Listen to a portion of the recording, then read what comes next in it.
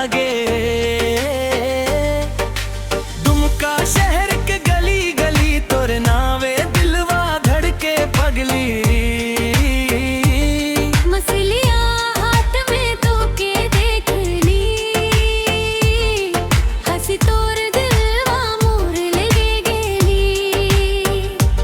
आँखी से आँखी जब मिल गए, प्यार के बात मन में खिल गए।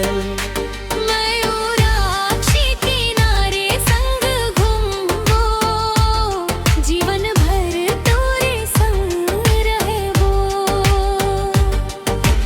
दुमका धरती गवाह बनत, तोरे बिना अब कुछ नहीं जमत।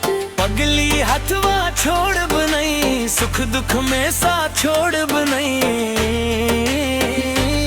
दुमका से उठली प्यार के बात, जन्म जन्म रही हमरे साथ।